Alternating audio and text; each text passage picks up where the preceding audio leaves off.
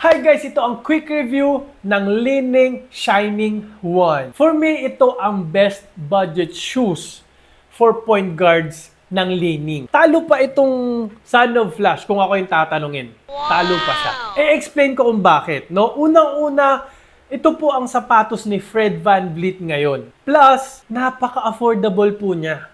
Parang isa to sa mga pinakamurang basketball shoes from Li-Ning ngayon. Pero hindi po tinipid sa technology. Unang-una, syempre pag point guard ka, iisipin mo yung traction. Guys, napakalupit ng traction nito. Gumamit po ito ng solid rubber outsole na merong herringbone pattern na napakatigas. Tough rubber po ang technology. Ito yung etiketa. So talagang tough po siya. Natatagal po talaga kahit outdoor ninyo gamitin. Pero guys, hindi ito papatalo sa indoor. Very squeaky, napakaingay sa indoor. 10 out of 10 yung traction nito. Talagang bagay sa point guard.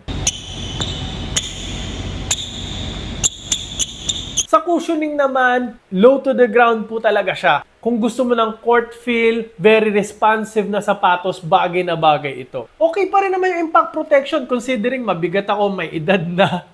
Dating injured, hindi ko po naramdaman yung tuhod ko sa paggamit ko nito. Okay na okay siya. Isa to sa pinakamagaan na sapatos na nagamit ko. And very comfortable. Very breathable. Mesh po kasi yung ginamit na upper sa kanya. Plus, hindi pa rin to patatalo sa support, guys. Kahit point guard ka, syempre kailangan mo rin ng support sa pamamagitan nitong TPU plate dito. No? So, yung lateral containment nito, panalong-panalo. Yung mga side step, euro step mo, covered ka nitong TPU wall na to. Na tinatawag nilang Pro Bar Lock. No, yan yung name nitong TPU plate na to. And guys, tingnan nyo naman itsura niya. Napaka-pogi. Parang nag-work tong logo na to for me, no? Itong parang oversized Li-Ning logo. Ang cute.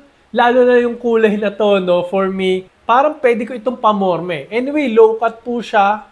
Marami pa pong colorway, ah. Ang gaganda pa ng ibang colorway. Kaya for me, parang sulit na sulit itong bilhin. Huwag kayong mag-alala, maglalagay po ako ng link dyan sa baba. I-click nyo na po yan dahil highly recommended to sa mga guards.